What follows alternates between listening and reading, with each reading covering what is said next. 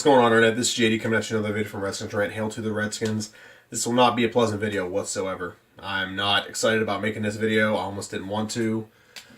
But, God, there's a lot to talk about with this game. Redskins got beat 40-16. They gave up 27 points in the second quarter. I mean, if you just take the first, third, and fourth quarter, we actually did pretty well. It's the second quarter, everything just collapsed. Ever since that pick six by Sanchez. Oh, God, I don't even know where to start. So let's just start with Mark Sanchez. That's a good start. I don't think Mark Sanchez knows how to read defenses. I listened to an analysis before I did this video, and it sounds pretty accurate based on what I saw.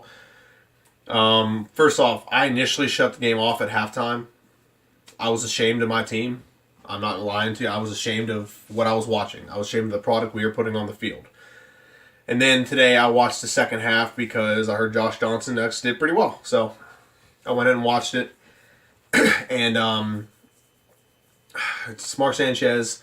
He'd look for his initial read and then he'd scramble and run.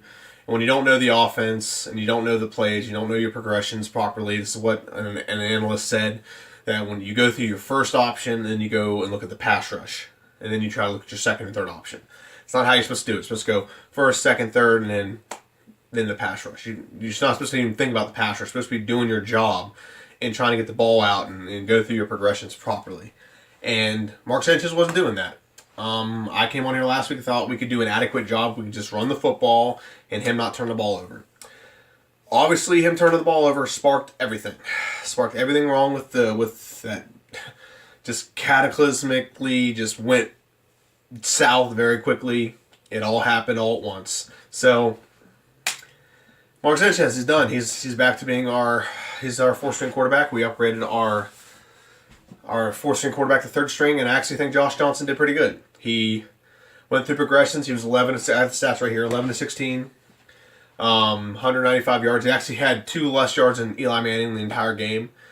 And he only played pretty much in the fourth quarter. He had 1 touchdown, 1 interception, and 1 rushing touchdown. So not bad. And the interception late, he was just trying to make a play. So I don't know. That to me gives a little bit of excitement for next week. He actually led us in rushing and passing. So we'll see. But Josh Johnson, I was actually pretty excited about him. I watched some of his highlights last week from the AAF that he played for. And I was like, this guy he's athletic, this guy can play. Let's see what he can do. And he exceeded my expectations. So we'll see going forward. The benefit to having him start is he doesn't have a lot of game film on him. Now, granted, he is going up against Jacksonville Jaguars. They do have a tough defense. So that's going to be pretty tough, but I'll get to that here in a minute. I think the entire defense, I don't want to say you need to fire everyone because we got some good players on our defense, but there's something going on with that defense. You went from being a top 5, I mean, still statistically they're top 10 prior to yesterday's game. They were statistically still top 10 prior to yesterday's game. And you went from being a top 5 defense statistically, number like 1 or 2 in rush defense, and number like 5 or 6 in pass. You went from being that to hot fucking garbage. And I don't cuss much in my videos, but you were hot fucking garbage. Now, I credited that to us signing or trading for Clinton Dix because all the advanced scheming we did and all the things we did to like throw teams off, we had to kind of reset that because Clinton Dix doesn't know our offense. He doesn't know our defense, doesn't know our schemes. He doesn't know all that. So adding him, I think it took too much time getting him acclimated. I don't think he's a bad player by any means, but I think it just took him too much time to get acclimated. By no stretch do I think like he took way too much time to get acclimated. And I'm looking something up real quick, so just give me 1 second because it's gonna reinforce my point earlier. I still am gonna stand my ground and say he doesn't need to be. Jay Gruden doesn't need to be fired. Okay, I still stand that ground because if you look through the history of our team, he's way exceeded like a lot of people's like records and expectations. So, all right. So I'm gonna talk about all the players first, and I'll get to the coaching. So players, defense, we lost something. Whether it was We stopped being so aggressive because we had to worry about coverage, and we just stopped like going after the quarterback and going after and attacking the offense. That honestly is what I think it is. And then this week it was no heart. They didn't care. They gave up. They don't deserve a paycheck this week. I really would like to clean house, but I know there's way too much talent to actually do that. So I'm not gonna say clean house, but there's got to be something to be done. Maybe fire Greg Minuski. I was on it last week where I was saying, don't fire him. He's done a good job. Maybe he's just adapting to getting a new. I seriously think that's what the issue is. It's not like we had him and we had a couple good weeks and all of a sudden it changed. The second we got him, our defensive mentality changed. And I don't think it's because he's a bad player. I think it's because we as a coaching staff, we were trying to just make it simpler for him to get acclimated, and he just didn't adapt as fast as we wanted to. I really do believe that. I'm not trying to make excuses. I'm not. I hate making excuses for players not playing hard, especially when they're getting paid millions of dollars. But I really feel like that was what the case was. And in the defense, I felt like it was too much pressure on the defense. And then when all the quarterbacks started getting injured and all the injuries on offense, I think it was just too much for him. And I can't really go too much. The defense gave up. God, gee, you gave Eli Manning 3 touchdowns. 3 touchdowns. Saquon Barkley had a rushing touchdown. Just all over the place, man. Total yards, 402 yards. Honestly, it's not that much. But, it doesn't help that, Washington has, 2 turnovers right in the red zone. One was a pick six. The other one ended up being, getting either at least a touchdown or a field goal out of it really quickly. So, this is not a lot of good things that we can take out of the game. I can look at the yardage and say Josh Johnson, at least, he put up almost 200 yards in a quarter. But the team was probably playing prevent, so that's probably why. We'll see. One pass was 87 yards to Jamison Crowder, so that's probably part of it as well. So, but I'm going to look forward to that next week. That's what I'm watching next week's game for, is to see how Josh Johnson plays. Because, Redskins, we never get the luck that everyone else gets, where they'll find a gem in the draft. They'll find that 6th round pick that happened to be Tom Brady or something. Redskins just don't have that kind of luck. This could be it. This could be the luck we have where we actually get a quarterback who's actually a diamond in the rough who finally got his opportunity. Because I don't think Colt McCoy, I think he could actually do the job adequately. He's only had 2 weeks to try it. But I just don't think he's enough to do it. And Alex Smith, I don't see him coming back. And the problem with that is we're probably financially going to be on dire straits financially because he's injured and he's guaranteed $90 million or something like that. So, we're kind of screwed when it comes to that. So we got to find a good, cheap option. Josh Johnson could actually help us bridge the gap between someone we draft this year and him. So, my pick, and I can't think of the guy's name, is a guy out of Missouri. That's who I would pick as our quarterback to build for the future. We need to properly build a quarterback. Jay Gruden says he can make, he's had quarterbacks and he's not made them better than what they were before he had them. So I think this would be a true test. And that is where I think we should start gauging. This is where I think we start gauging him. What is he going to do when he doesn't have a Kirk Cousins, an RG3, or an Alex Smith, or McCoy, the guys that are adequate enough to do the job, but then they don't get the job, so you can actually blame it on their production rather than your ability to coach them. So, excuse me, I'm a little stuffed up. So, offensively, I'm not going to get too much onto the offensive team. The offense just is what it is. It's a whole bunch of random guys thrown together as an offensive line. We actually got some of our talented guys back, like with Jamison Crowder, and we also have Chris Thompson back. Crowder showed up. He only had 2 receptions, though. That could be because of the quarterback and never having time. Sacks. How many times did we get sacked in this game? Jesus. A lot.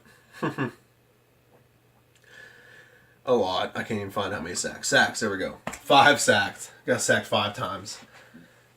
Jeez. Honestly, not the worst thing ever, considering the fact we have a makeshift offensive line with starters out all over the place. So I can't really get mad at the offense just because they suck. They don't have an offensive line. You have a 3rd-string quarterback, and now we have a 4th-string quarterback in. And, this is just... I don't know how to explain this, what's going on with the Redskins this year. 5-2, I really think, I don't know, maybe we're just lucky. Maybe we're lucky early. Maybe somehow it's a stroke of luck that we actually got like a diamond in the rough, and Josh Johnson actually does pretty well. We'll see. He's got like 3 more games kind of to prove himself. See where we need to go from here. I'm gonna say we need just. We'll see. I mean, I don't want to take a guess. I don't want to take a guess at this way too early. I don't want to take a guess at this way too early. So I liked him this week. We'll see how he does next week against a legitimate, good defense, and then the Titans, and then obviously finish up with the Eagles. So we'll see. We'll see how that works out. I mean, no defense actually planned for him yet. So we shall see. Now, Jay Gruden. I still stand by my statement that he's the best coach we've had since Joe Gibbs. I'm bringing up the Washington Redskins records. Under Jay Gruden, his first year was 4-12, and he's been 9-7, 8-7-1, 7-9. This year he looks to be somewhere around 8-8, 7-9, 9-7, something of that caliber. Okay?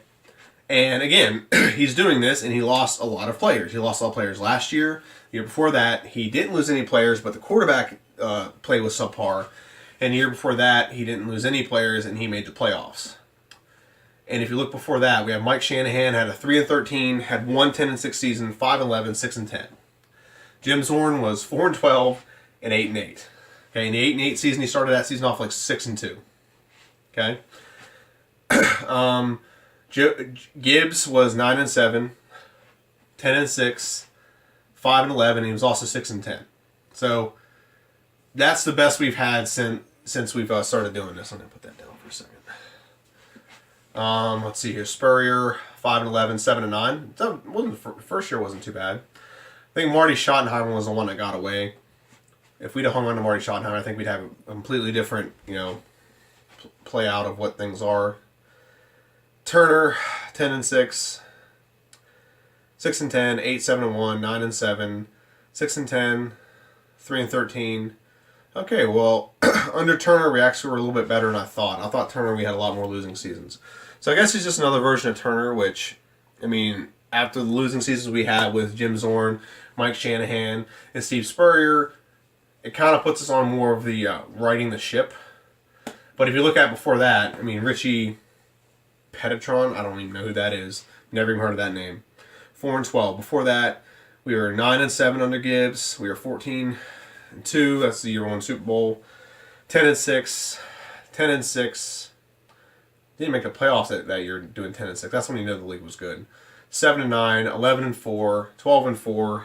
I'm just going back. But the point here is with Joe Gibbs, he gave us stability that we haven't had. And I think Jay Gruden gives us a little bit more stability. So Joe Gibbs' first year, he was 8-8. Next year, we were 8-1. Don't know. I must have been like a half year. Nah, I don't remember why that is. 14-2, 11-5, 10-6, 12-4, 11-4. So, I mean, if you look back at our entire history, like Joe Gibbs is by far our best coach, and not too many other coaches have had any success. George Allen wasn't bad. And then Otto Graham. Otto Graham, I didn't know we had him as a coach. That's going way back. All right. My point is, Jay Gruden's actually brought us some stability. And the thing is he doesn't have a stability on the roster part. I think he gives us coaching stability, considering his entire coaching staff is actually really good. He's got Bill Callahan, offensive coordinator. Okay. Solid offensive lineman coach, I'm sorry. Jim Tonsula, a solid defensive line coach. Okay. One of the best. Okay. Bill Callahan's the best. So I think he has a solid offensive line coach, defensive line coach. And when those groups are healthy, they do really well. And actually, considering the health issues, our offensive line hasn't been horrible the last few games. It's just not what it needs to be at a professional level to actually have consistent success. Let's just put it that way. I still think Jay Gruden should retain his job. Now, if he goes the rest of the season and we're not even competitive in these next 3 games, yeah, fuck him, get him out of town. Because there's no room for that. But if we go against Jacksonville and we win Jacksonville, we barely lose the Titans, and we beat the Eagles or something like that, I'm content with 8-8 with all the shit that's happened this year. I'm content with that because there wasn't high expectations going in. And you can look at, like, I watch the Junkies all the time. A lot of those guys were predicting 6-10. And a lot of the games that they predicted was losing, we actually won. And this is prior to all these huge injuries happening. So, that's that's pretty much just what I wanted to talk about in this video. If we have the effort that we're not having from the team next week, heads need to roll. That's all I'm going to say. Guys need to be out. Get them out of town. Fire them. Bench them. Whatever case may be. Trade them. Whatever case may be. You don't have that kind of crap in the locker room. There's a reason why in like a year or two, Jimmy Johnson turned around the entire Dallas Cowboy franchise in like 2 years, because he went to the guys most competitive, Mike Worman, and said, hey, who do I need to get rid of? If you want to win, you need to get rid of this guy, and this guy. And bring in this guy, and bring in this guy. And that's what he did, and he turned the franchise around in literally a year. That's what needs to happen. Now, I don't think our owner's going to want to do that, because I think the owner doesn't care if we want to lose. I did see something that did excite me the other day, though. Apparently, we may be moving back to RFK Stadium, at least building another stadium in that location. I really like that. That'd be awesome. But we shall see. We shall see indeed. But my name is JD. This is Redskins Rant. Please like, share, subscribe. Follow me on Twitter, Redskins Ranter. Excuse me. And if you have any questions or anything, post in the comments. Okay. It's JD. Thanks for watching.